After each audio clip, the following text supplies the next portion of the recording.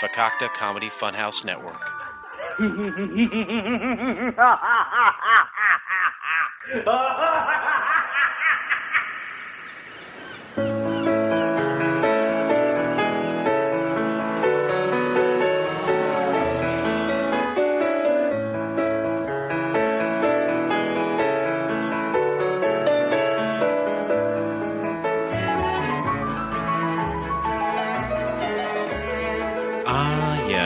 Welcome to Couch Pilots. All of you are my friends.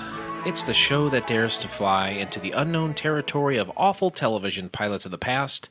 My name is Jason, a.k.a. Her Little Black Backpack, and across from me is my co-captain and yours. My co-captain in life.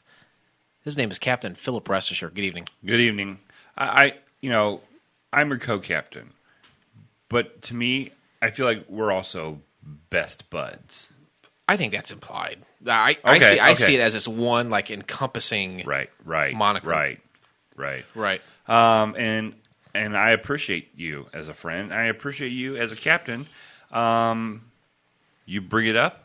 Yeah, and you know what? As far as I'm concerned, you do all the things in the middle. And you bring it back down. And as a team, unstoppable. That can't be penetrated. You know, one man can penetrate, but two man, no. Well, they can dock. To do the docking thing. Now, what is that exactly? It's where two guys, I think one of them has to be uncircumcised, but you put your penis heads together and then you pull the foreskin over the other one, and that's called docking. And what pleasure would that give you? That I don't know. I've yet to try it. Now, if you I'm not circumcised. I am circumcised. Me too. I'm cut, as they say. Thank you, Mom. You're welcome. And so if two men dock each other and it's just one continuous erect penis, is it like, do they just jack the whole thing off, or like I don't understand the point. It doesn't sound pleasurable to me at all. Mainly because I'm not gay. Dave Rowan from Lobo Podcast. I think it's out and about. I mean, we're not telling any secrets here, but he's a homosexual. Wait, Dave from Low Blow? Yeah. Did not know that. Oh. Oops. But maybe we can email him and find out for sure. Yeah, I think that's the only way we could possibly find out what is pleasure about docking. Why not, though? He's a confidant. Do you want me to hit him up while... Yeah, we might as well. Okay. Do you have his number? No, but I have him on Facebook. Do you have Adam Z's phone number? Yeah. See, I don't have any. I would love to. Can you send me Adam Z's phone number sometime? I can just do it right over the phone. I mean, right over the air. If you Probably want. not appreciated by him.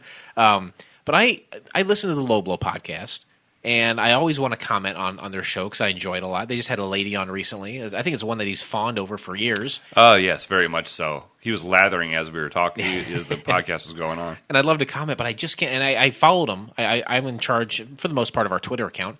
And I followed both Dave Rowan and Adam Z on Twitter with no response. I don't know how active they are on there, but I'm sure they're active on their cell phones. So I'd love to talk to Adam Z. Yeah.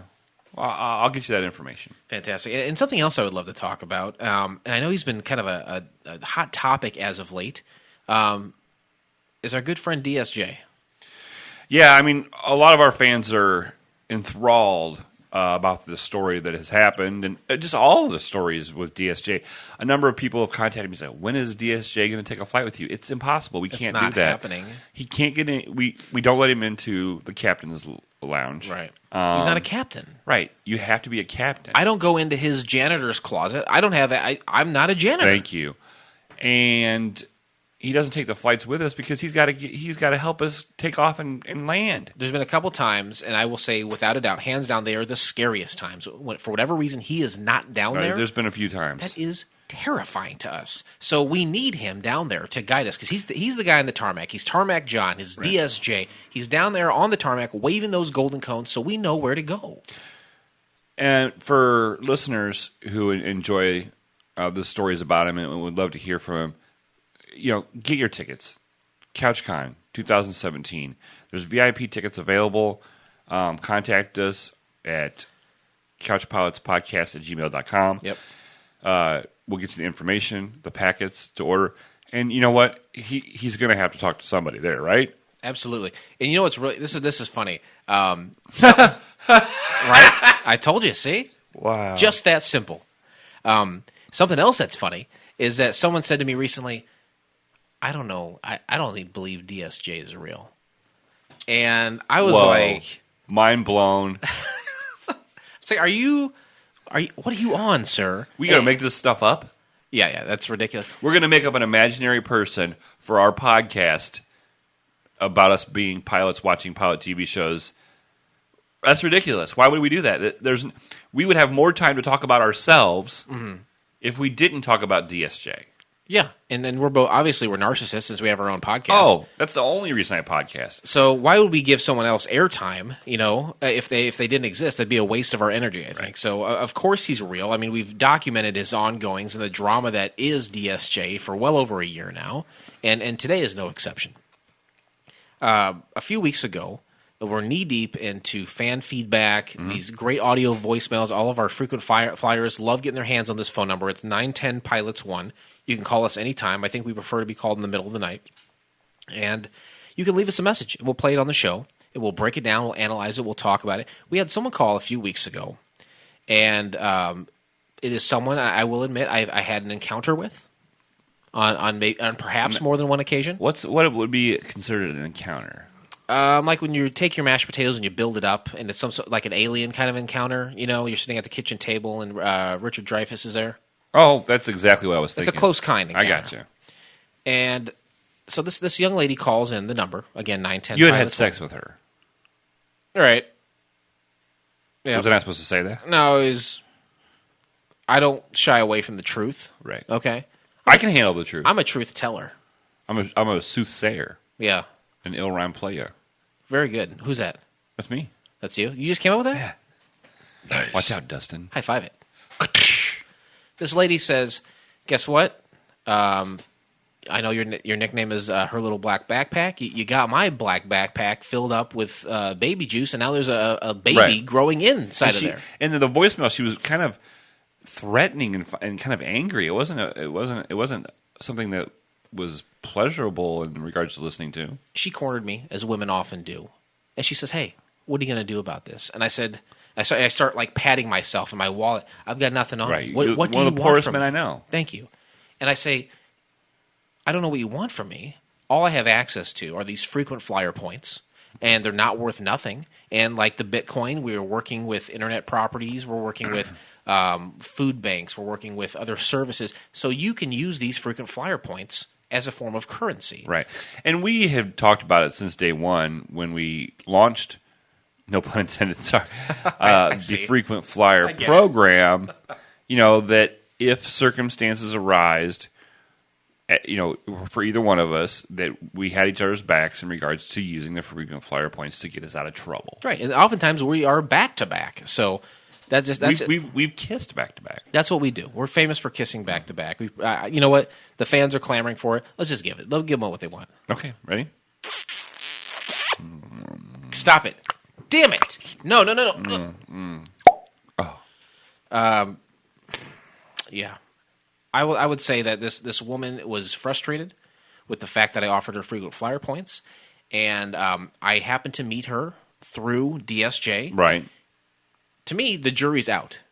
Who does this baby belong to? DNA testing. Only way to handle this. Swabbing the penis head. Mm-hmm. We got all three of us together. DSJ, this lady, and I had to do it. Yeah. I had to be the one to swab because you can't swab yourself. It's like we have the power to bite off our own finger, but our body stops us from doing that because they know it's. Nice. So it's the same thing. Analogy. That's really good. And so we're not swabbing our own penis. We know the terrible pain, so we need someone with a steady hand, such as yourself, to swab. And you're not going to let her do it because she's got a vendetta. Yeah, absolutely. Who knows what she's going to do down there to try to wreak havoc on me. So you've swabbed us all. The tests are back. And, I don't know the dance moves like all the young black men do on the Maury Povich show, but I am proud to say I am not the father. Wow.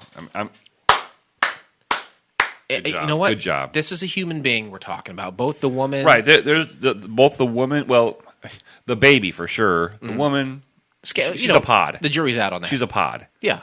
She's a receptacle. She is a receptacle. Sorry. No, you had the better word.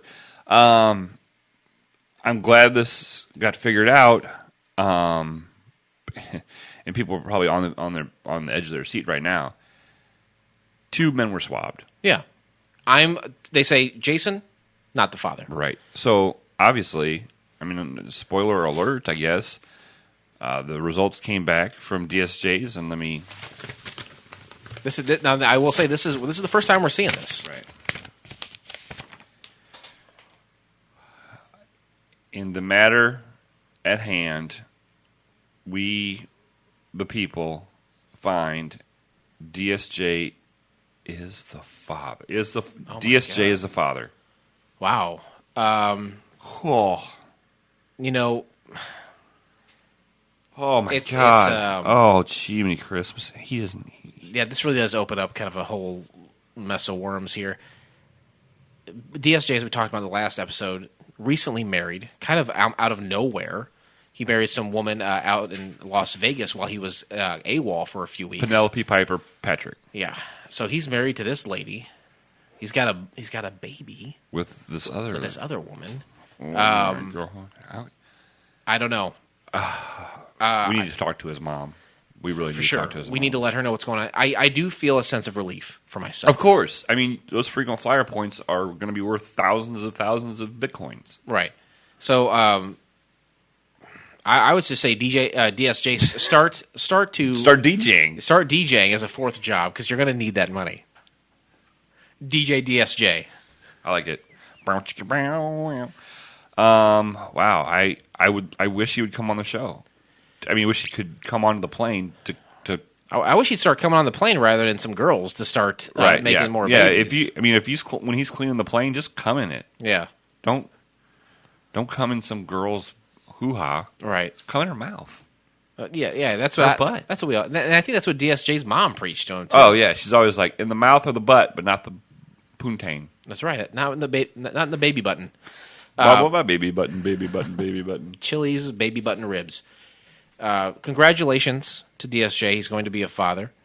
Congratulations to the young lady on the phone. Again, I don't want to reveal her identity. I think they both have kind of a long road ahead of them. Yeah, there's a lot of stuff to get worked out. I hope we're going to talk to his mom. Yeah, and suggest maybe he's taking some legal precautions to protect himself and others. Absolutely. So congratulations to them both. A big sigh of relief for this guy. And again, I hope they don't take offense to that, but I wasn't ready to go down that road. And DSJ, picking up that fourth job as DJ DSJ, I think that's a great idea. I would say let's kind of cleanse our palate now with some fan feedback. Okay, well, we've got some instant fan feedback, which doesn't happen very regularly because we record these in advance. But I did get a hold of Dave Rowan. Just now. Yeah, from... The Low Blow Podcast. Yes. I said, we need to know what is pleasurable about two guys docking. Yeah. He says, I couldn't actually tell you. I don't have foreskin, and that's an uncut guy exclusive. But, I mean, surely he's been with an uncut fella to where he's had at least the potential to dock, right? I guess. Well, no, he answers that. I said, okay. I said, well, we're discussing on the plane. There's only one authority on this, and that's Dave Rowan himself. And he said, I wish I had an answer for you, but I'm not a huge fan of foreskin, so my expertise with this is limited. Oh. You know what? Maybe Adam knows by some act of God. I can contact him later on. I mean, right now I don't think we're in a position that we can contact him. He's always doing stuff. Yeah. More fan feedback? Please. This is coming from Tyler. He had... sent in his conspiracy theory not too long ago. Really, honestly, well thought out. Oh, wonderful. And intelligently written. Thankfully not the case. I have not committed a murder. But 2 murders. I've not committed a murder. Okay. But, yeah, great. I'd love to hear what his follow-up is. He says, and this was the morning that the new episode came out, which was Diner came out. Okay. He wrote, I woke up this morning so excited to hear my comment on Couch Pilots that I drove slower than normal to work, only to have my dreams crushed. Now I have to finish my workday feeling like Blake Clayton on episode 15 of IBWIP. That's really good. Do you know Tyler? I don't think I know Kyle. I don't think I know him at all. So was this reference on an episode of Couch Pilots? I don't think we've ever referenced episode 15. That is the suicide episode. IBWIP? Yeah. Yeah, because IBWIP in its early stages was almost like an emotional diary for yourself, right? Right. Kind of like closely documenting the emotional turmoil that was your life during that period. Exactly. So I responded, I'm sorry, man, but it's on next week's episode. If that's any consolation, we love you and thank you for supporting the FCF shows. Because he listens to Drunken Lullabies. He referenced episode 15 of IBWIP, which, if you know episode 15 of IBWIP, you have had to go back like 9 years. I honestly think the only way to get to that is to go to the website, IBWIP.com. click on episodes, and just keep scrolling to the bottom of the screen. Scrolling all the way back. There's page numbers. You have to go to the bottom of the screen to get to that. That's a real... In this day and age, it's a real labor of love to track that down. Honestly, I have not heard that episode of IBWIP. It's probably best. And we have a voicemail if you want to hear that. Oh, yeah, let's hear it. Ooh, this show is built on the back burbs. Hey guys, this is Conrad. Conrad! And boy, do I have an interesting fact for you. Couch Pilots is hands down the most awesome part of my day every day. Wow. Love you guys. Wow. Man. That's heavy, because here's what happened. Conrad, as most of you know, he has broken the interesting fact rule so many times that it's named after him as a Conrad rule. Yep. He calls and says, hey, I've got an interesting fact for you guys. And we're thinking, oh, shit. Yeah. And he's like, you guys are the best podcast, the best thing in my life. I was terrified. He's got a beautiful wife and 2 wonderful children, and he says that we're an amazing part of his life. Yeah. So what do you do here? Do you scold him for saying interesting facts? We can't. We can't. I mean, he's been on the show before. He called in that one time live. It's the only live call we've ever taken. And he was kind of pushing our buttons then, saying things were interesting. I think we called him specifically, like almost to antagonize him. Right. But what a great contributor to the show. What a great contributor of tattoos to your body. And I think while he's tattooing people, I think he listens to Couch Pilots. Yeah, it probably inspires a lot of his work. Oh, definitely. And he even drew up some Couch Pilots artwork that was awesome. Right. And those T-shirts will be on sale at CouchCon. Yes, and the sooner we can get some more tickets sold, then we can have them made. It's kind of like, like I said, to make money, you got to spend money, which you got to get from somebody else. Yep, absolutely right. Thank you for the call, Conrad. Yeah, very much. And if you think about it, Conrad is a perfect example of how spreading the word of Couch Pilots is what helps us. Yeah. He started listening to Couch Pilots, told his friend Richard, don't call him Dick. Yeah. Who then in turn listened to it and contacted us first. Then his pushy-ass girlfriend, Lori Garcia, takes over all the communication. So now... And she's granted the title as First Lady of Air Force One. She's wonderful. Don't get me wrong. But I feel she's bad. Wiry, if I remember correctly. Very, very, very wiry. But, my concern is maybe she's dominant in the relationship with Richard as well and doesn't let him, communicate with us as much. Is that why we haven't heard from him lately? He might be dead. Oh, wow. We don't. I don't know. Tyler, write it up.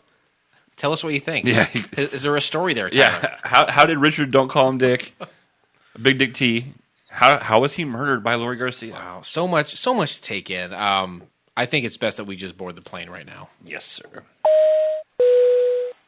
Ladies and gentlemen, the captains have turned on the fasten seatbelt sign. We're a podcast. You know that much. You also probably know that we're called Couch Pilots. Beyond that, it's anyone's guess. We could literally be talking about anything, but we don't talk about anything.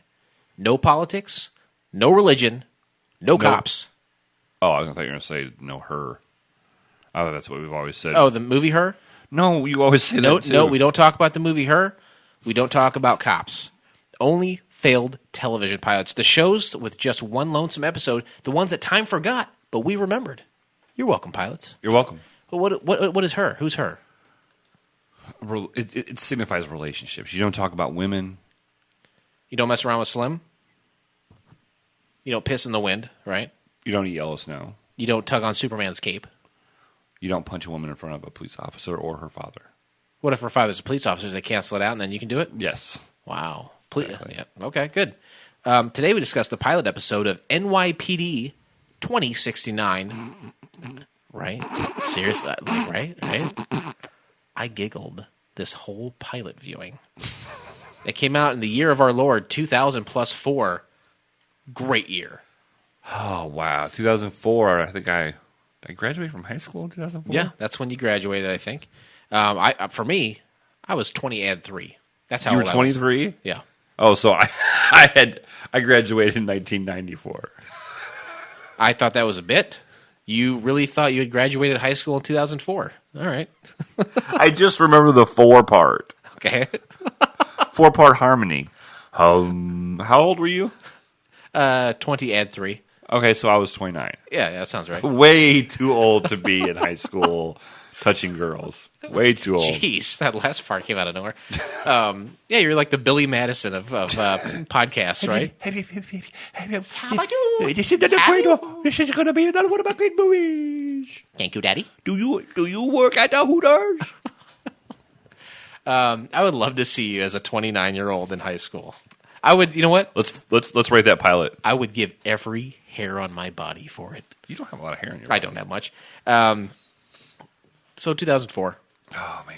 You know what? Seriously, when I think 2004, I think that was that long ago. It was 13 years ago. That was a while. Yeah. It's been a while. Yeah. It boggles my mind that we get into the 2000s. Yeah. And then the older I get, the faster time goes. Someone's hitting the fast forward button on you. Ugh. You know how they say the slow down time? Do different things. Jump into different activities.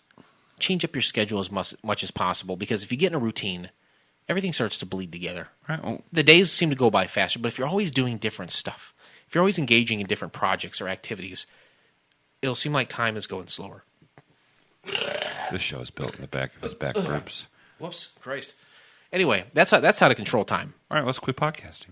All right. We do this too much, some would say. Not my wife. I don't own one of those. Let's go back to 2004. I like how you said own. Mm-hmm. A simpler time back in 2004 when you could own a wife and when a penny was worth a penny.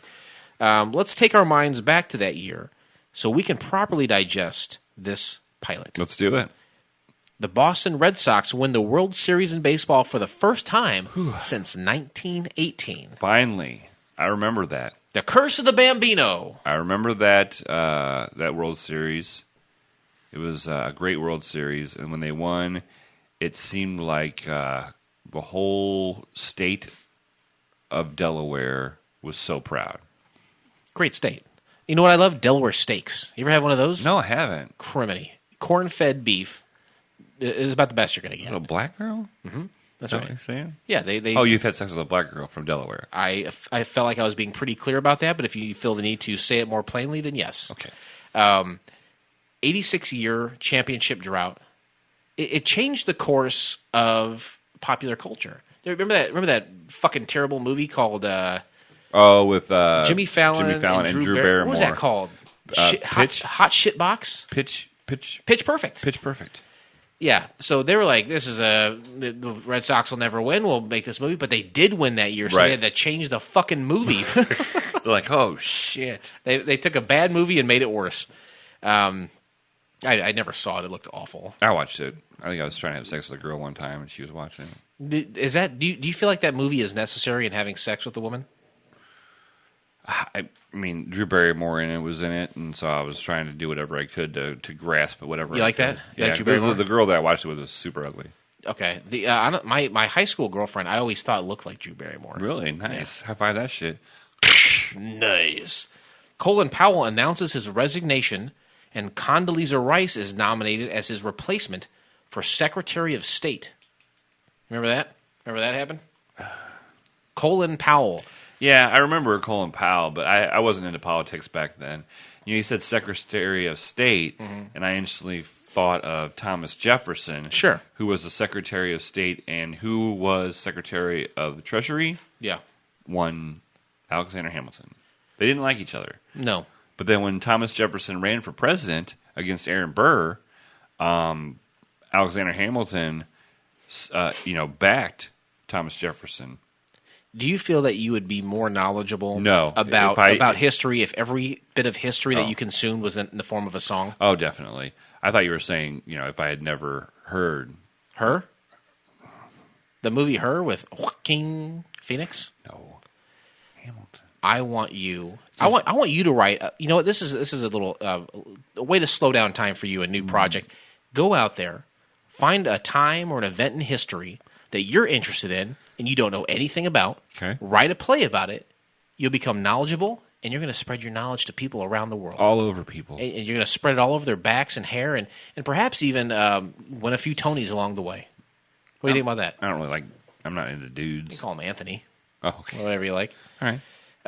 Let's see. I will say about Colin Powell, what an awful first name, because Colin is where your poop is stored, Right. right? Yeah, definitely. And then Condoleezza, that sounds like a fucking ghetto name, doesn't it? Is that a guy or a girl? As a woman, she's a cute black woman who's got a big gap tooth. They had a black woman as Secretary of State Sure, in 2014. It's 2004. This is her name. 2004. Condoleezza. That's a ghetto ass name right there. But she's like one of the most powerful women in the country. That's incredible. No woman should have that much power. No woman should have a name spelled like that. That's a ridiculous That's name. true. That's true. And then colon, back to back ridiculous. Colonoscopy. Colon. I wonder if his middle name was Oscopy. Maybe. Let's get him. Colonoscopy Powell. You know who knows a lot about asses is that Dave Rowan. Why don't you send him a text message Right. to find out? Facebook is launched as a social networking site only open to students from Harvard in February by Mark Zuckerberg with his college roommates and fellow students Edward Saverin, Dustin Maskowitz, and Chris Hughes. It has expanded first to other colleges in Boston area and other Ivy League colleges. Yeah. And now look at it. It's the worst place on earth. What's that? Boston? No, Facebook. Oh, you said like a place. Yeah, it's not cool anymore. Nothing's cool when your parents are like, "Oh, I like that thing. I know how to do that thing." Oh, yeah. When your parents friend you, It's over, baby. it's over. I was never on Facebook. I'm proud of you for that. That's pretty incredible. I don't. You know what I love? I love you. I love you, man. I love seeing you every week. I love seeing my friends on the weekends. Sometimes during the week. I don't need to be on a goddamn computer. Hey, guess what I had for breakfast? Some Chex Mix with some honey. Who gives a shit? We actually the other night we did something together that we haven't done, I don't think, in a long time. That had nothing to do with podcasting. Yeah, and it slowed down time, didn't it? Was it really slow for you? You're like, oh, come on, eat this fucking pizza. Jesus, let's get the hell out of here. What a delight. Why did we choose to watch NYPD 2069? Hilarious. 3 simple criteria. There was only one made. It never went to series. Sometimes it didn't even air. 2, it had to be readily available. We had to be able to find this. We can't talk about it if we can't see it. And 3rd, it's got to be free. This plane takes a lot of fucking gas, and it's very fucking expensive. We're looking to get some solar panels, but until then, Right. it costs money. And we're having trouble getting sponsorships. Yeah. We've been turned down about 15 or 20 times. Yeah. People don't want to sponsor this. They say you're too powerful, your reach is too far, you're too opinionated. You'll take over. Yeah. They're afraid of us. They call us the next Facebook. Where can you find the entire episode of NYPD 2069? Well, you can do so by subscribing to Couch Pilots in iTunes or your favorite podcast app of choice, and then click on one of our classically blue links in our show notes, or download the Daily Motion app and search NYPD 2069. Hilarious. Right? You said 69. You're damn right I did. That's so hilarious. Flight attendants, prepare for takeoff, please.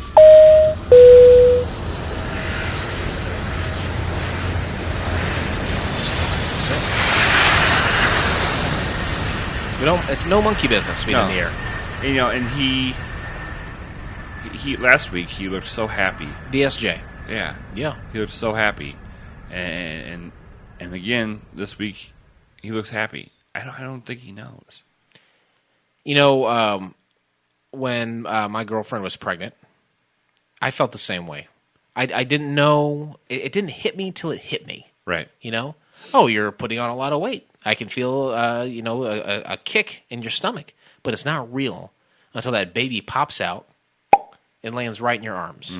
And changes your life forever. Yeah, and maybe he wants to be a dad though, right? It's not something. We've talked about frisbees. We've talked about Led Zeppelin over the past year. We've talked about a lot of things, calendars,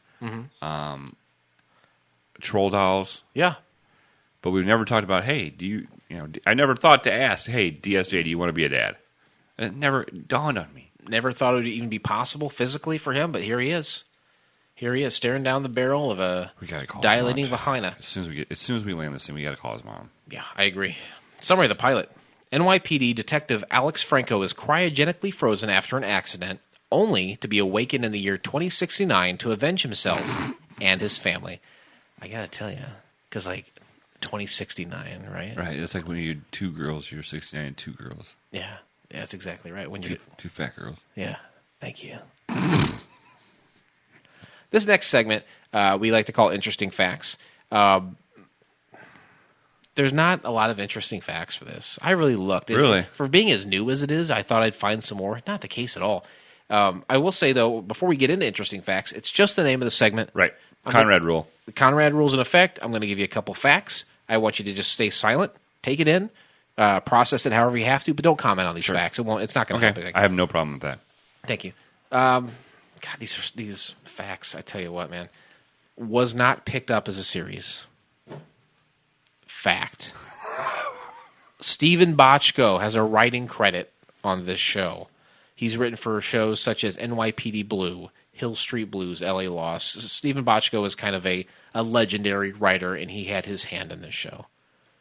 Interesting facts over. Wow. That's it. For Gee whiz. There are some names in this show, people who may not have been names in 2004, but you would think there'd be some more information. I have an interesting fact that you didn't mention. Oh, please. There's one actor that is in this pilot. Okay. I think I know where you're going with this. He has appeared in 3 Couch Pilots episodes. At least, yeah. At least 3. Let's count them. LA Confidential. Yep. NYPD 2069. Hilarious. And I don't know the name of it. Really? It was the one I gave it a 7. You gave it a 7. Global Frequency. Global Frequency. That's what I was Josh Hopkins. So the next section we're going to talk about is Twitter responses. I sent him a Twitter, and he tweeted us back before when we did Global Frequency. Kind of got a conversation started. I think her name was Jenny Baird. Someone else involved with the show, a beautiful young lady. But he did not get back to us this time. I don't know what's going on. I don't know. To me, I consider him one of my very best friends in the whole world. Right. I thought we were really close. And he decided not to get back to us, and that's fine. He started on Cougar Town for a while, but thank God, I really feel like some of these different pilots that he was a part of, he was the star. Sure, yeah. He was a lead role. Someone was really pushing this guy at one point until he could get onto a show that would take, and I don't think anything did until Cougar Town. I've been all around Cougar Town. That's all I got. Twitter responses. Jason's going to read some Twitter responses. Nice. Very good. Did you just come up with that? Yeah. You'd never know.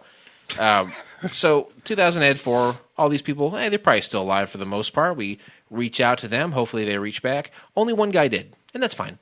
We'll take what we can get. Right, we'll take what we can get. One's better than none. So one of the writers for this show, one of the main writers, his name is Nick Wootton. We sent something out to him, as we always do. We say, hey writers, hey creators, hey directors, hey producers, hey actors.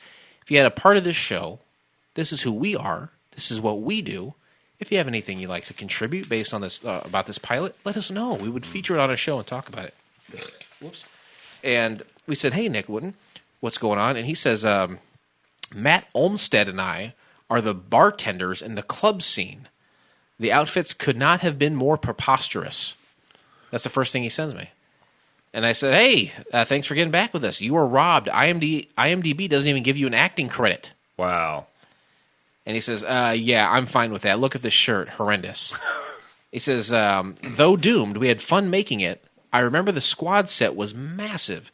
The great Paul Eads was the set designer, I think.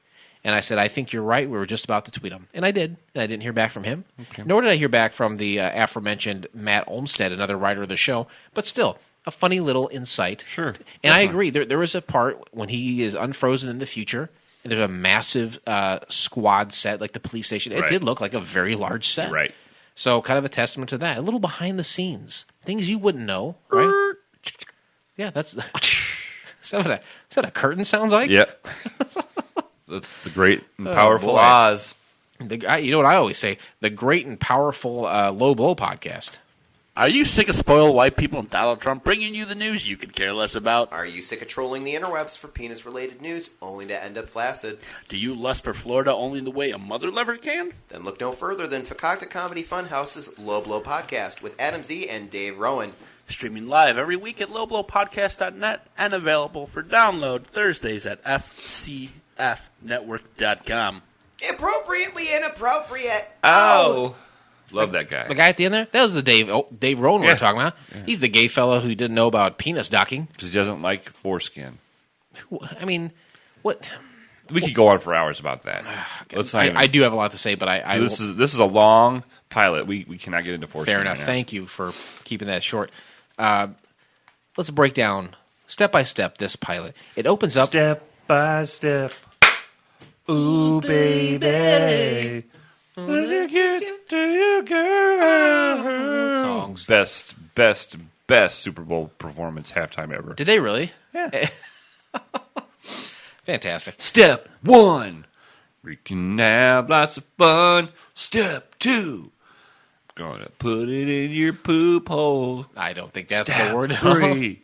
Don't charge me with rape. You consented. Say consented or like scented, like a candle? No, consented. Cunt scented. That'd be a terrible smelling candle, wouldn't it? Available at your local Yankee Candle store. Yank me candle. Oh, this guy is on fire. Oh, burning Somebody hot. throw something on him. A towel or something. Blanket. Jizz rag. It opens up on what seems to be like a futuristic iron lung. It looks like a completely futuristic, stylized, sterile environment, and the camera kind of keeps panning back and forth to techno music to where it gets a little boring after. It's only probably like 10, 15 seconds, but it really beats it. Right, it was kind of like 9 Inch Nails kind of music, but with a little bit of horn over it. It was like 9 Inch Nails song was on, and then what's that guy? Graham Parker. Did he play the trumpet? John Lovitz. Yeah, John Lovitz. Dizzy Gillespie. Yeah. I'll blow up your mouth like I was Dizzy Gillespie. Yeah, and so the horn was unnecessary. But the body is suspended in like a tube, as you said, and then he has just underwear on. And let me tell you, Josh. Yeah. Hey, not bad, Josh. Not bad. Hey, Josh, keep it up. Score.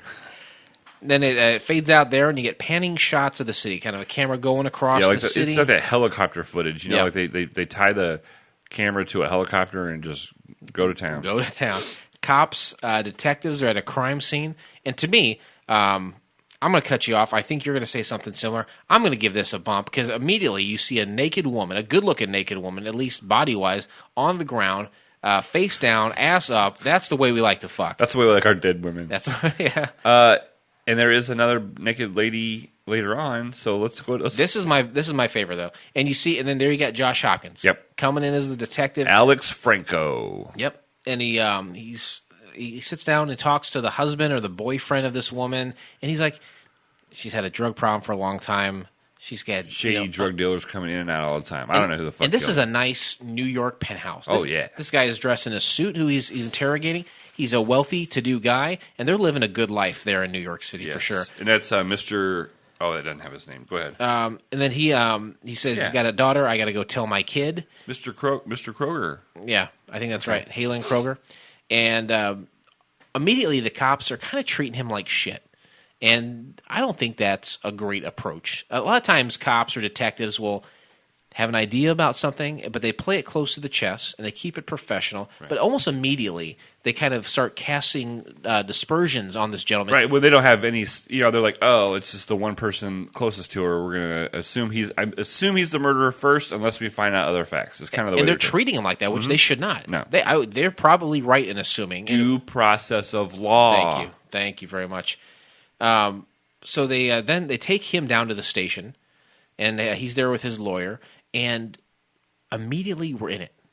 With the action is starting immediately. We're not having. It's not like there's gunfights and car chases, but things are happening. Yes. They're not waiting or like dipping their toes in the water. They're putting us in it, and the action and the pacing starts immediately. Exactly. They have a lot to go through, and they have a short amount of time. Yep. And kind of like those LA laws. I mean, they're not. Once you hear the chung chung, chung chung, everything else is quick. Yeah. They take him down to the station. They're talking to him. And they really do believe him to be guilty. And here they crank up their assholeness to about a 9. Right. And they're really being pricks with to this the lawyer, guy. with his lawyer there, and his lawyer's like, you know what? Fuck this shit. Are you gonna arrest him?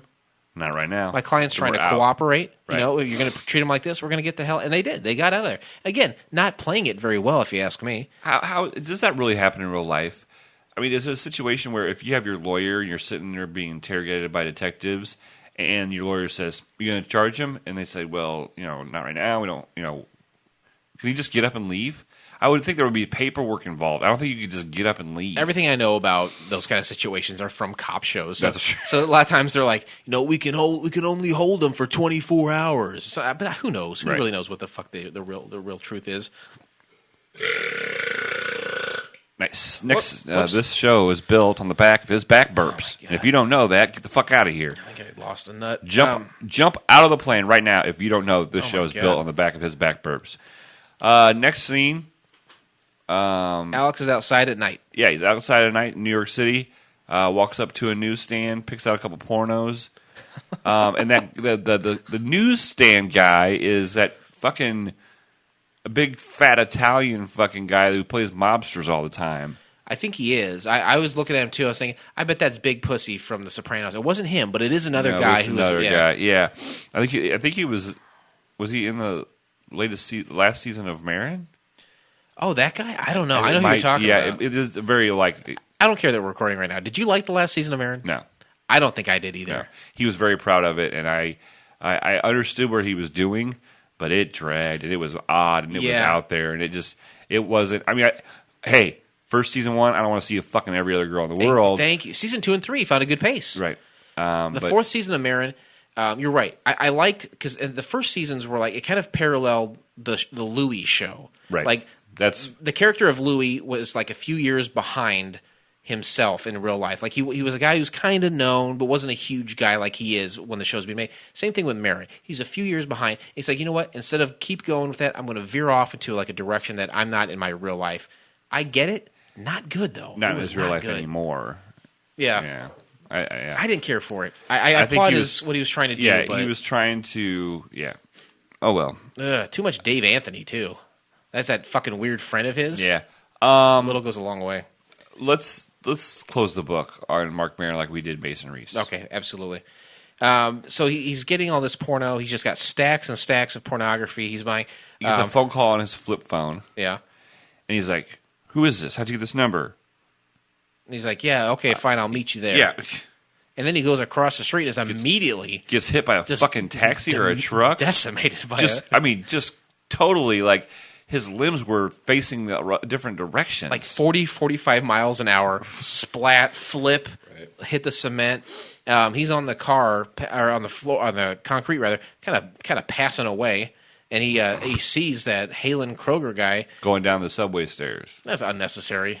I mean, sure, it plays into the show, but why would that guy be there for that? What if something went awry? And there he's like, oh, we just happened to be in the same spot. He nicked him. Right. He could still get me.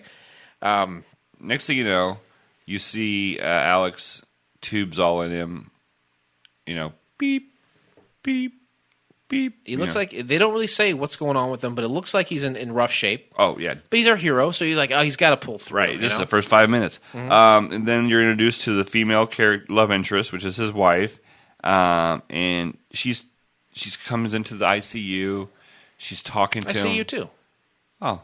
ICUP. That's ICUP. ICUP, yeah. She's talking about the old times, and she's playing with his ring. I'm assuming she's not taking her ring off and playing with it. I think It looked like a big ring. Yeah, she had his ring, and here she was just talking about old times and how things are going. Then you get introduced to Brian, who is his son. Yep. His son comes in, and the wife says, tell your dad goodbye. And you don't hear the doctors talking to the wife? No. Seriously, what I think is, this dude's in rough shape. I'm sure he'll pull through. He'll be fine. But then you hear, just tell your dad goodbye. He's like, I'll take care of mom. And then when you hear that, you're like, oh, Jesus, this is it. This is heavy shit. And he's like, his son's like, I'll take care of mom. I love you. And I was just like, whew, that was a little on the touching side. Kind of fades into a priest giving him his last rites, and then it fades into some doctors unplugging all of his equipment. And pulling the tube out of his throat. And I've seen that happen before. They don't just slide that tube right out. I mean, they got to work to yank on it a little bit to get it out of your throat. That's right. And he's holding on. They pull it out, and they say they're unplugging. There's like, you're going to witness him pass right now. Yeah. He's in a coma. There's nothing we can do. He's brain dead. Yeah, there's nothing. So they pull it, but he's holding on. He said he's breathing on his own still, and the doctor that that turned the plug off was just like looking back and forth. The wife's like, "What's going on?" And he's like, "He's and she seems to be pissed off that he didn't die. And I felt like her being pissed off does not end there. No, she's a real cunt. She is not cool at all. She gets pissed off a lot. Tell me what's going on with my husband. And the doctor's like, "Hey, we don't know what we're doing." Right. Yeah, we don't. We've never seen this. Cut to there's this detective special agent guy, and he's talking to the wife, and he's like, "You know what? Your husband, he's breathing on his own. He's brain dead. We've got this program. It's only available to police officers and firemen, but we can do this." And she's still mad. She tells this guy to go to hell when all he's doing is trying to give her an option. She's such a cunt. Yeah, she's like, go to hell. And he's like, well, here's what we're going to do. We're going to freeze him. In 10 years, we'll have advances in medical. Maybe we can do something to help him. And the cunt agrees. And then she's like, oh, okay. It's like she was a bitch about it. And like she was 10-year program. She was insulted that he even asked. And then she was like, meh. She got over it pretty quick. Yeah. They said we're going to freeze him. We're going to use nanotechnology, and it'll be a 10-year program. And in that time frame, we should be able to do something. And there's nothing set in stone. Nothing's promised. But this is an option for you if you choose to accept it. And then eventually she does. Kind of fades out there. Then you've got him kind of awakening, and you don't know what's going on. Yeah, well, they show him in the tube again, and kind of like the lights come on, and he wakes up. And it's Kevin Dunn is the actor's name. I think his name is Joe. I don't know his last name. Bannon. Joe Bannon, and he's a special forces guy or something, or special agent. Special agent. So he comes Secret Agent Man. Secret Agent Man. He goes in there and he's say, "Hey man, how are you doing? You're just waking up here. I got a lot of stuff to tell you." He's like, "Where's my goddamn arm?" Yeah, and before that, it's the future because there's no way you would know. Oh, this is 60-some years in the future. Sliding doors. Sliding doors. Another hallmark of Couch Pilots. And here's another thing about. He goes in, when he goes right as he's going into his room. Yeah. He has to go through a sliding door, walk 3 feet into another sliding door. There is no reason for that extra walkway. I don't know. Maybe it's like an air tunnel purifier thing. Air purifier. Our arm has been amputated. He's like, hey, I don't know if you remember, but you're It's in his shirt. It's actually in his shirt. No, I heard for this that he actually had his arm amputated, and they cryogenically froze it until it's ready to be reassembled. He said, yeah, you were in a bad accident. Your arm was really badly damaged. We had to cut it off. He's like, oh, that's terrible. And he's like, who are you? What is your ID? Give me your ID. And he gives him a future ID. Right. It's like a futuristic screen ID. Yeah. And so then Bannon has to explain that he's been perverse. He's been preserved for 66 years and is now 2069. So this is where math. This scene is a complete math scene. You have to pay attention. You got to math out here, right? So he is. He's been Cro-magnetized for 66 years. It's now 2069. There's floating cars and surveillance drones. Yeah, they look like little birds flying around. Right. And then you can talk to your house, and it'll do whatever you say. Right. So Franco asks, where's my wife? My wife. My wife. And he's like, Banton's like, well, she's dead. She died about 15 years ago. He's like, my son? Oh, he's 77, and he's super, super sick, and he's in a nursing facility. A nursing facility at 77. And, by the way, Franco, you're 102 years old. Yep. And he says, not to be finished yet. No, there's more with math. Hit me. Whoops. He asks about Kroger. He's like, before this all went bad, I was trying to find this guy who, caused me to get killed. Mr. Kroger is 99 years old. But he's never changed. Like, okay, the guy's wife dies. The son is 77 and just horribly sick. But this guy is 99 years old, and he's still looking good. Well, they say through genetic process, like he's got all this work done to him as technology has advanced to where he looks like he's 55, but he's actually 99. So Franco wants to see his son, and at first Banton's like, "No, we shouldn't." He's like, "No, I want to go see my son." And his son's name is Brian. And when they said that, he wanted to go see him, and it was like, oh, okay, they're definitely going to. I was hoping to God they were going to use the same actor. Oh, I wanted to see that kid Yeah. in old man makeup. Not the case. It did not happen. No, and so they wheel. Okay, this is really weird too. If I was going to see somebody at a nursing home, someone I haven't seen in forever, my son for that matter, I would be in a hospital room or like a meeting room of some kind. So you wouldn't have him just wheel a just guy wheel into the middle of the hallway and then just walk away. That was hilarious. The guy wheels him in, walks away, and it's like, oh. And he's non-responsive. He's got some kind of tuberculosis. He can't talk anymore. Yeah, there was apparently, X amount of years ago, there was kind of a plague that swept the nation, and while many people died, his son did not, but he was permanently affected right, from he this hasn't plague. spoken in like 2 years. So his boy doesn't recognize him. However, they said your grandson is a detective on the NYPD. Paul. Yep, and they say they go outside and they sit on a future bench. And they nice. say, we brought you back to live a full life. And he's like, well, I want to be a cop again. And they said, no, you're not going to do that. There's no way you can. The procedures, everything is different now. And you know what? We can get into this now, but that was my big problem with this show. It seems he was seemingly thrust into that job as a cop again or a detective. And you're right. The technology has changed wildly. Right. I'm sure there's a bunch of new laws and procedures. There's no way to keep up. He would have to go through training again. Right. Like years worth Police of Academy 69. Thank you. Thank you. Joe, the special agent, Kevin Dunn, who woke him up, he says, we can offer you memory modification. So you don't have to remember any of this. He's like, no, memories are all that I have left. And I want to work with my grandson. He's like, all right, well, you're going to have to get a new identity. Right. And you can't tell anyone about who you are. And then Banton goes into this big old long speech about how everything has changed in the world. Oh, the world altogether. Yeah. Oil's dried up.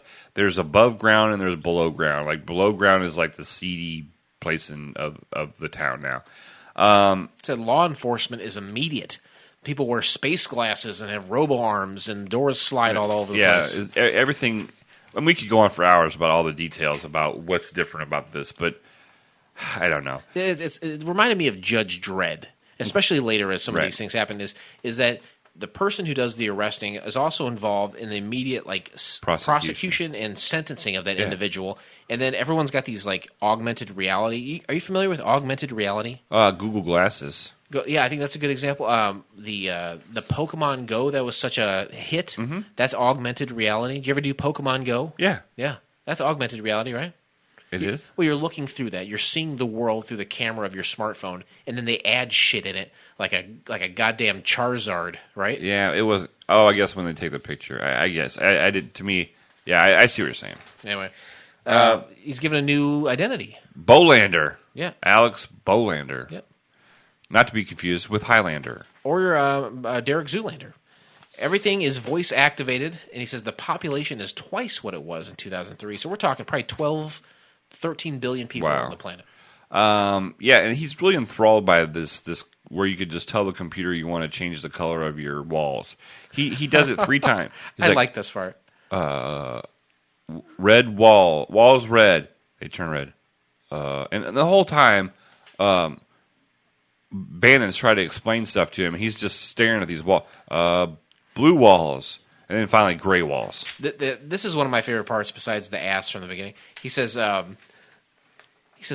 does this work with the walls? He's like, well, we've got nano paint, and what it does, he's like, okay, I'll get it. I'll take your word for it. He's like, you just fucking asked him. Why are you going to cut this guy off and be a prick about it? He's like, oh, I thought you were going to tell me something cool. This is all way over my head. What color wall would you want? Tan. It's my favorite color. For me, clear. Clear walls. So you can see outside? Clear walls are awesome. Can people see inside your house then? Sure. I have nothing to hide. We've all seen the human form. You ever had sex on your couch in your living room? Sure. How long ago? I guess 3 weeks from none of your business. How do you like that? You like that? Yeah. Huh? Clear walls it is. I have to put down a throw. Move over, honey. It's real leather. Yeah. So he's left alone at his place. And this goes to the computer. He seems to, it's inside the wall, but he just says computer and it opens up. So he finds. I mean, how he knew that there was a computer behind there, I have no idea. Very user friendly, apparently. Yeah, he looks up his grandson, Paul Franco, who is a cop, and he also looks up Harlan Kroger again. Get some information on him. He Get the digs. walks to the window, kind of surveys the city, kind of thinking this is the start of something new. I'm going to get a plan together. I have nothing here, right. And I have an objective. And it like sucks away from him, like the pain's way out real fast. Yeah. And I really felt like that had nothing. It didn't fit the rest of the cinematography on this. I agree at all. It was like, okay, now I'm watching Batman with more 9 Inch Nails. Yeah, and it really didn't make sense how they did that. They panned all the way out to like from his face in the window all the way to like Mars. It was crazy how far they panned out. That would have been a good spot for a commercial. In the next scene, Alex shows up at the police station. First day on the job. And everyone there is like super pleasant. Everyone is very nice. Right. And everyone's wearing earpieces. This is part of the technology that is infused with the job. There's an instantaneous part to being a cop now. Like they see stuff happen and they go. Yeah. Yep. You're right. It is. Everything is very quick. He meets the lieutenant, and I didn't get his name, but I do know that he is Gus from Breaking Bad. Oh, that's Lieutenant Garner. Did you ever watch Breaking Bad? No. All right. He's introduced to the teams, and then they immediately get a call, and they head to a bar, a space bar. Yeah, and they're playing. This is funny. They're playing space pool. Yeah, it's like holographic billiards or something. Right. It was really weird and really unnecessary, and whoever paid that extra amount for that on the budget, no thank you. I thought it was kind of cool. Yeah, so they're after this guy. They take his DNA. They go to arrest him. They take his DNA right there. It matches, and this is where you see this immediate prosecution. Yeah, there's some sort of device. They open it, and it projects this image of like a judge and 2 lawyers. There must be like a conglomerate of judges, and whoever's available in India. At a given I think time. What it is, it's in India. It's a call center. It's a judge call center. A judge call center. That totally makes sense. Hello, my name is Rick. How can I help you today? Your name's not Rick, is it? It's Anush. Anush. They say, "Hey, Anush, here's what we know. Here's the evidence. This is what happened. This is what he's accused of." And they immediately prosecute him and sentence him. All right? Yeah, to D2 or something like that. He's like, or O2. Something like that, yeah. He's like, my brother went there. Don't send me there. Now he takes a shit in a diaper or something like that. And it is a Judge Dredd style where everything is instant. Right. They're not fucking around anymore. Yeah, right? It's all that time has passed. They're going back to the precinct, and then this other guy, Phil, who's on the team, he's just a big fucking prick. I didn't get his name, but this is the douchey guy with the blonde hair. Phil, yeah. And you know, never met a guy named Phil that I liked, except Phil Rizzuto. I met him once. Good guy. I am thinking right at this time, wow, everything is wildly different. He could not possibly Be have able to known. catch up. Yeah, he can't do this. He's got to have some training. This is when it really hit me. When you get to see the cops and detectives in action, what they are expected to do and produce. You were committed to it while it was all being explained, but once you see it happen, you're like, oh yeah, this is no way to catch up. That's like if somebody said, hey, here's a tank, Blake, go drive it. You wouldn't know where to begin. No. You try your hardest. I'd push the red button. You got to press the red button. It's calling your name. So yeah, they go back to the station. You're right, that one dude's being a prick, but Alex, he ain't taking no shit. No, he's like, hey, listen, and a year from now, if you think I suck at this, in a year from now, let's have a little evaluation, and I'll show you how to fucking do your job. Yeah. Basically. And he's like, I'm going to kick your ass if you keep giving me shit. Right. And then it goes to the next day, and Paul, who is Alex's grandson, is making coffee, and with all this technology, he's fighting with a manual pump coffee maker. I thought the same thing. And I noticed that they say shit, too. So they're saying shit, they're showing asses. Hey, it's my kind of show. Yeah, I'm not going to lie, that's nice. They're talking, they sit down with the coffee. They kind of start talking family stuff. He knows who this guy is. Right. But Paul doesn't know who Alex is. Has no idea. That's his grandfather, who in essence is younger. Is 100, and he's actually supposed to be 102 years older than. So they're sitting there, they're talking family stuff. He's like, yeah, I'm Paul. I've been a cop for 21 years. I got a kid. Me and my lady are about ready to get divorced. Yeah, and she don't like me being a cop. He even mentions his grandfather was a cop, and right. his grandfather's sitting right there. Right. It's so wild, so crazy. And so Paul looks at him. He's like, you know what? You got a real familiar face. And Alex like, I've been told that before. Yeah, and he says, well, so what did your dad do? He's like, my dad was a meter reader. And Paul's like, I don't know what that is. That's not a thing that exists in the time that I'm alive. Yeah, we'll go get a beer sometime. I'll explain it to you. Yeah, and they seem to get along. Mm-hmm. They seem to be getting along pretty well. And then they get called into action, and they see a dead lady in an alley. Yeah, this scene ends up being like, the only way I can describe it is kind of like Call of Duty. Please explain. Well, they have all this gear on. They're seeing through the augmented glasses. Okay. It just seems very it looks like a Call of Duty. They're in the Dungy Down area. They're chasing this guy down, right? Or am I ahead of myself? No, I'm not so familiar with. Oh, well, you're a little ahead of yourself here. But I understand what you're saying. Oh, okay, I know what you're talking about now. Yeah, it is a little bit ahead. They go and they find this dead lady in the alley, and I think they scan her Kate McCucci, don't they? So to see if she's raped or something. That's true. It is a rape kit. Okay. Yeah, that's how the rape kits are now. And they scan it, and then everyone's wearing their augmented reality glasses, and then they call a flying toolbox to come in, and it turns into a transformer, and then it heads into the sewer for recon. I put Space Spider from under the car goes into the sewer. It's like a hovering little toolbox that turns into it looks like a little creature. Right. Then they go onto a kidnapping case. Is it the same case? This is the case. This woman was killed. It was the nanny of this kid who was kidnapped. Right. So they go to the house of the parents who have the kid. They enter that building, and then you get to see more of the technology. Right. They're like, oh, she's. The nanny was completely screened, and she came back okay. And the daughter has a tracking device chip in her neck. Yeah, and you know what? Before that, when they entered the building, everyone who was entered was scanned, right, and their identities were brought up. Right. So this is more of kind of the Big Brother future, the technological advances that we get to see in 2069. Exactly. It was kind of cool. So yeah, the dead lady was the nanny. They questioned the parents who hired her, and yeah, the kid was kidnapped. And they said, "Well, do you have any information at all? Anything?" It's like, "Well, I think they were talking to a guy named Goldie."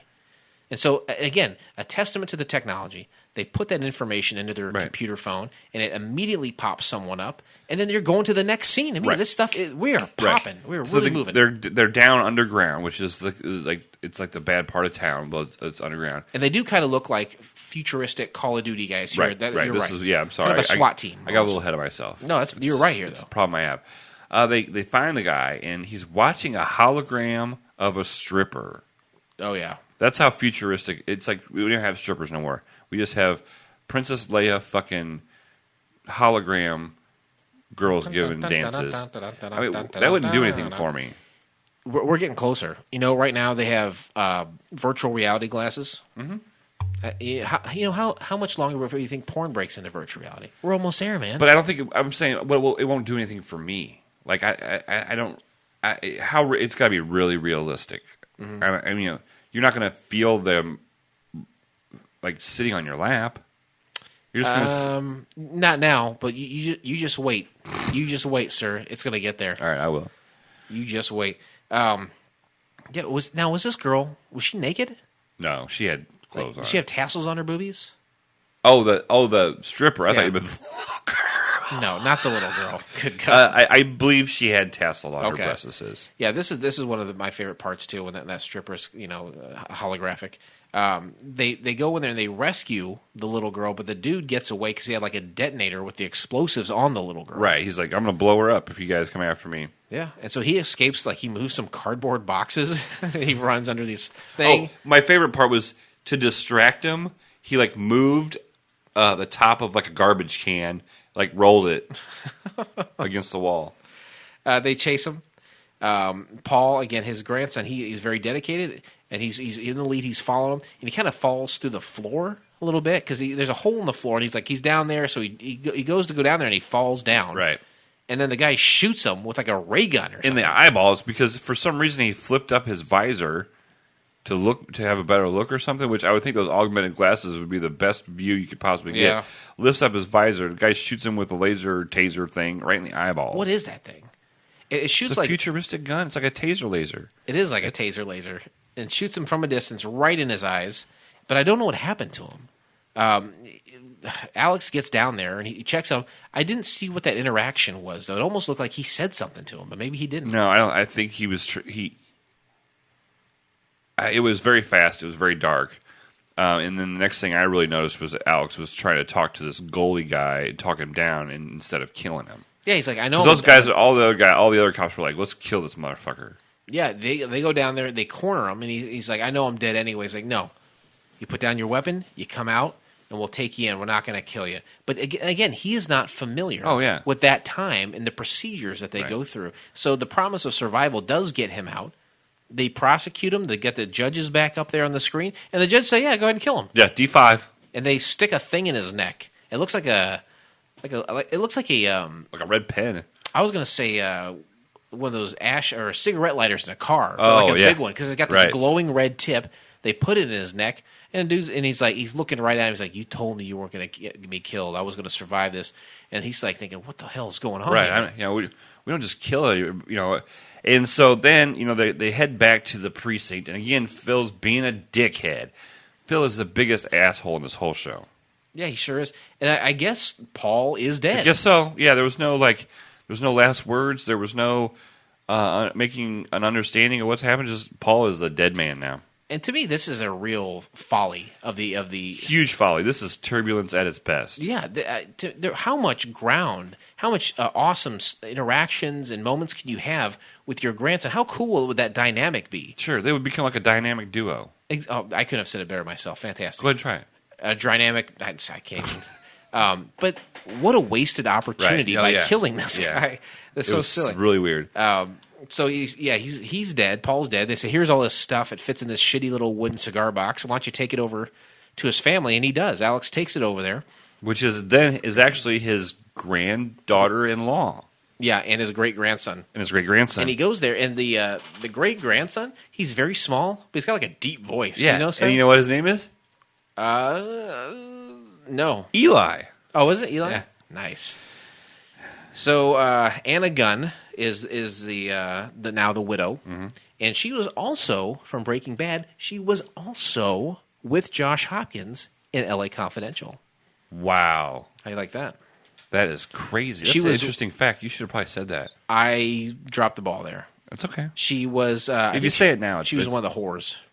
Remember all the whores in L.A. Confidential? Yeah, I love the whores. Hell yeah, she was. So Eli walks over and picks up the box and like, "Mom, can I look at this?" She's like, "Sure." Opens up, it has all the badges of everybody in his family, and then a picture of Alex. Mm-hmm. He looks over at him like, the kid's smart enough to go like, "Wait a minute, that fucking guy looks exactly like my great grandfather." Yeah, it's a picture of his great grandfather, which is Alex, and then also his grandfather. Right. And so he's like looking at him. He's not saying anything, but you can tell he senses something. Absolutely.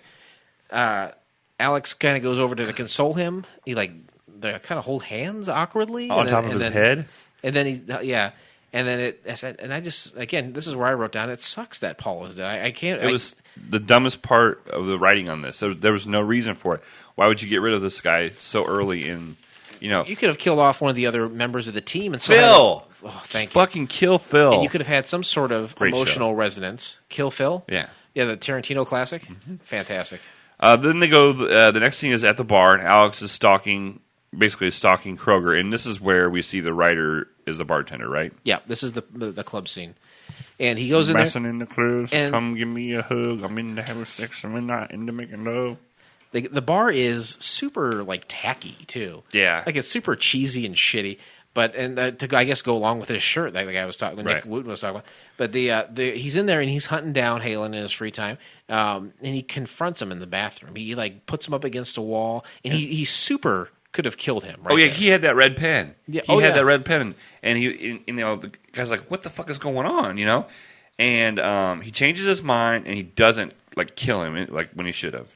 Yeah. He goes, next shot is Alex is standing on the same street, same part of the street where he was hit. Yep. Kind of had a little bit of a flashback, the truck and of seeing Kroger.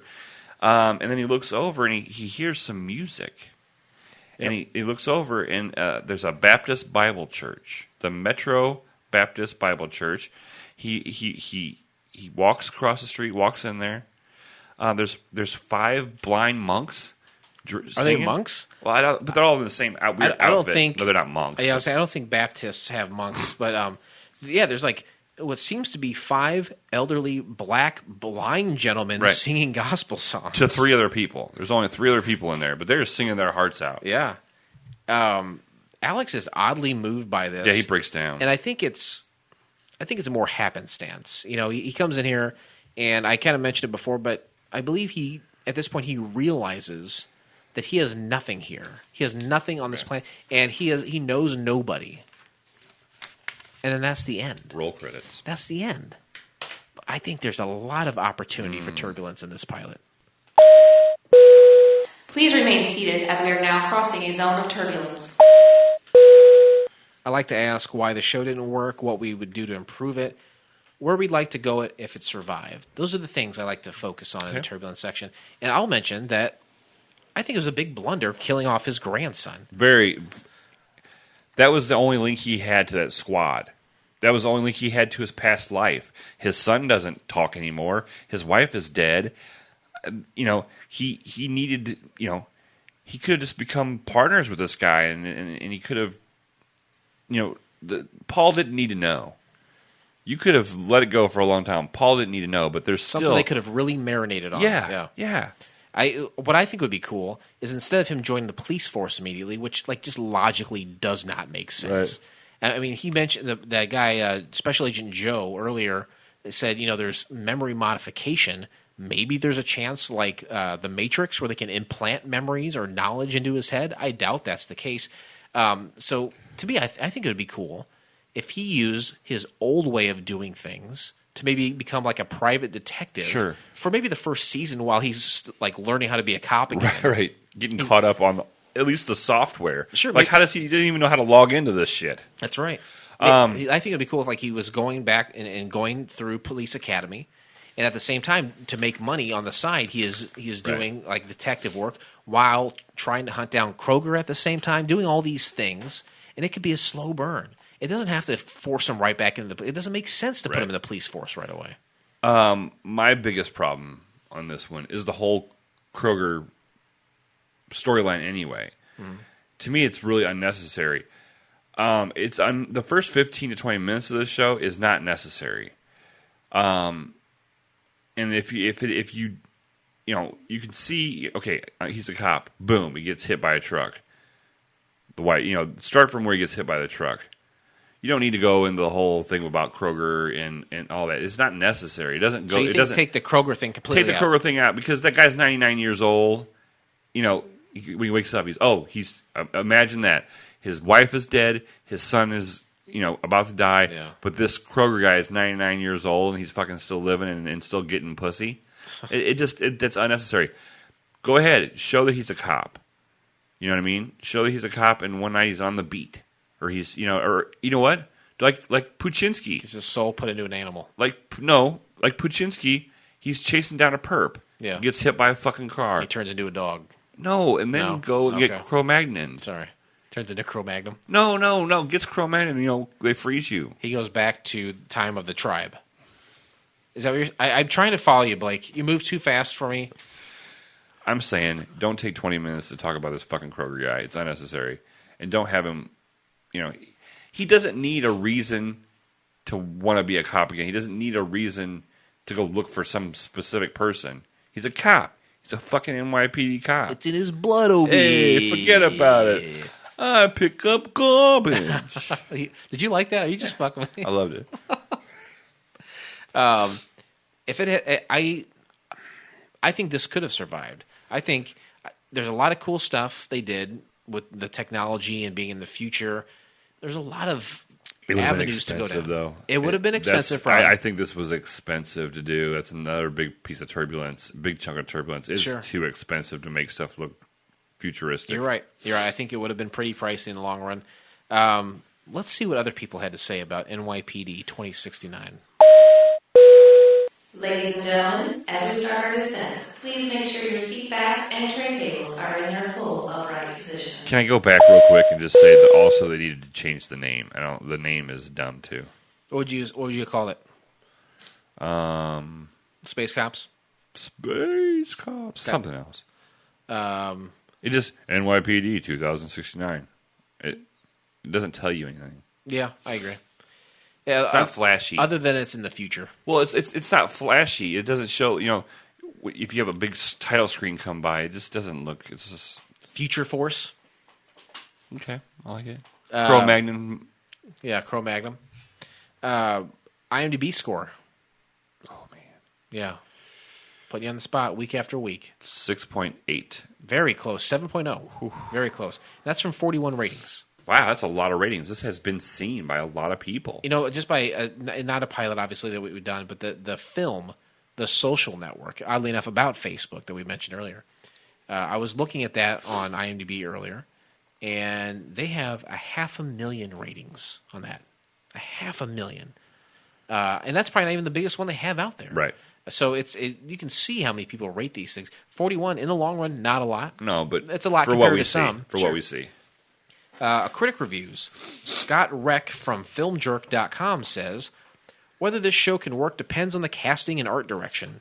They need to find an appealing cast, and the look has to be done right. It's not too distant future, so you should be able to achieve that with some plasma screens and funky clothes. Regardless, it's fun to see what previous generations envisioned the near future will look like. I'm glad they didn't go into funky clothes and funky. Me too. Yeah, I'm really glad. There's some styles that were a little different, like sure, high-button suits and stuff. Yeah, but it wasn't overly done. I agree. What about all the implausibility you say? One might think that anyone who wakes up in a coma in 2069 after 66 years is able to go back to work in his old precinct. Might be a hard sell, but if this is TV, Joss Whedon thought he could have had a space show, Firefly, with folks running around saying partner, brandishing six-shooters. Okay, that one didn't work.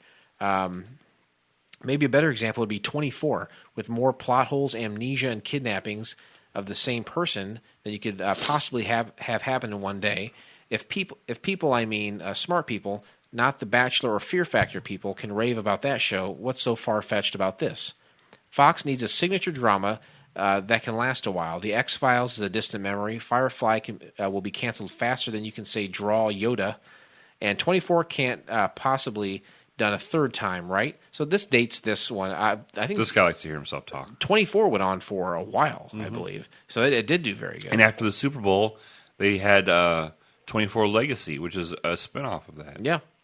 Stephen Bochco, took this to Fox because of his well-publicized rift with ABC over the juggling of NYPD Blue's time slot and the cancellation of Philly. If Fox is smart, they give him lots of money and a time slot other than Friday at 8 or 9, and I think they could have a new flagship drama for themselves. So a timely review. Like, he must have did this as it was happening. Didn't last, obviously, but... Didn't last. A viewer review. Deserved to be aired, at least. 5 out of 10 scars. This is from the middle of June in 2005 by Movie Movie Man Kev from the United States. I was able to pull some strings and get a copy of this failed pilot episode for this show that never got off the ground. It details NYPD Detective Alex Franco in present day on a case of the murder for Jasmine Kroger, blah, blah, blah, blah, blah. As to be expected, the show is pretty open-ended. My grade, C. I don't know, kind of right down the middle, right? Yeah. I don't know, not a whole lot to say. It's a few points that are interesting, maybe things we didn't cover earlier, such as, Bochco having a rift with the network and how that can cause shows to be put on the air or not. But that doesn't answer what we have to say about it. Ladies and gentlemen, welcome to FCF Airport. Local time is 11:11 and the temperature is 69 degrees. For your safety and comfort, please remain seated with your seatbelt fastened until the captains turn off the fasten seatbelt sign. We really concentrate, just like a good frozen orange juice, so much information in such a little amount of time, and we force ourselves to produce some sort of number that we can cast upon this pilot to give us what we think about it. Based on the 90s television show Wings, starting at a 1, the worst you can get, up to a number 7 based on the characters from that same show. You got Roy Biggins, number 1, all the way up to number 7, Brian Hackett. Captain Philip, rest assured, I turn to you. How do you rate NYPD 2069? Okay, there's going to be a bump because there was some naked chicks in Bare ass bump. Bare ass bump. Now, when I want to give my rating, but with my changes. But I can't do that. No, you have to see it for what it was. Okay. You know that, Philip, rest assured. I give it a 5. Give it a 5? Yeah. I think, I would give it a 6 if it wouldn't have had the Kroger part and the killing of his grandson the first episode. I agree with a lot of that. I'm going to give it a 5 as well. It definitely has a bare ass bump. I don't give a lot of bumps, but boy, that was for as bare as an ass can get on TV. There wasn't she didn't look like she had the body of a drug addled person. Right. There's no blisters or great ass. Well worth great drug ass. I don't give a lot of bumps, but hot damn was that a nice ass. Want to high five that shit? I'll high five that ass. Great ass. Okay pilot. Okay. Number 5, I did enjoy this. I thought there were some parts that lagged a little bit, but I think it had a lot of potential. It could have gone further. It might have been too expensive. They definitely had some missteps like we talked about, but if they corrected a few things, I think this could have lasted for a little bit. I agree. I like this show. I like NYPD 2069. I like it too. How is it? Because LA Confidential wasn't bad either. I thought that was all right. And I gave a 7 to Global Frequency. Josh Hopkins is involved with some pilots that really aren't too bad, but never made it. I think he has the shadow jinx. Oh, the shadow curse. The curse of the Bambino. And with that, we close the book on NYPD 2069, never to be mentioned again. Ever. And why would we? Why would we waste our time talking about it? It's not like they had a second episode. Josh Hopkins will be on there again for something. Oh, I'm sure he'll show his head again. But join us next time, won't you, when we watch the pilot episode of The Art of Being Nick. Here's a little something to wet your whistle. A spin-off attempt at making Nick from Family Ties viable in his own show where he plays a struggling artist.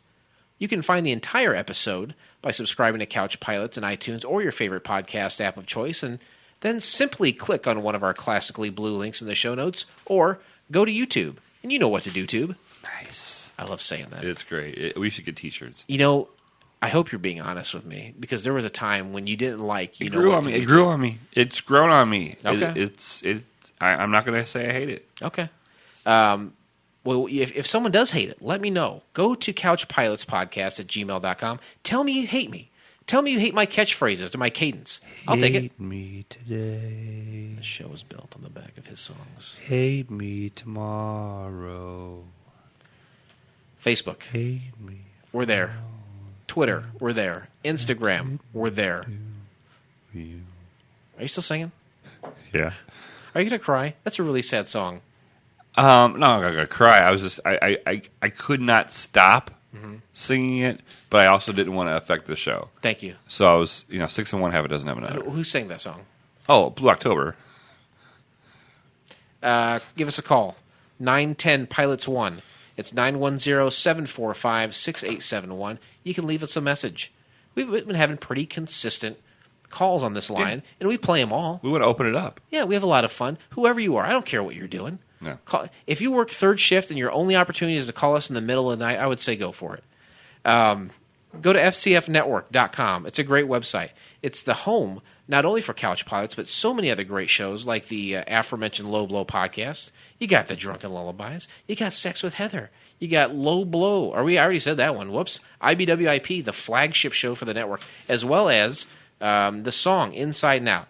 If you like fun, if you like information, check us out. It's all free, all great time, right? Yeah. There's other networks out there. Yeah, There's other people doing stuff, but they don't have the passion. You know, they don't have Christ. They don't have Jesus Christ backing them like we do. Big networks out there showering with money and celebrities. All his sponsors and shit. We don't have that. We're homegrown. We're the indie podcast. The guys in it's simply Air Force One, just the humble airplane that is, right. Taking to the skies, recording what we have to think about failed pilots. Captain Resser, do you have anything that you'd like to say to our frequent flyers before we go? Yes. Ooh. I want to say that check out our YouTube page, Couch Pilots Podcast. Do you think they'll know what to do, Tube? You can check all of the episodes that we have out.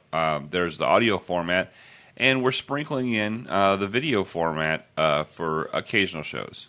Yeah. So check it out. YouTube, go to Couch Pilots Podcast. That's all I really want to say. I don't really want to say anything else. Nothing besides that? Okay. Yeah. And with that, this pilot may have been rough, but it's always a smooth flight here on Couch Pilots. Thanks, everyone, and we'll see you next time. On behalf of Couch Pilots and the entire crew, we'd like to thank you for joining us on this trip, and we are looking forward to seeing you on board again in the near future. Have a nice day.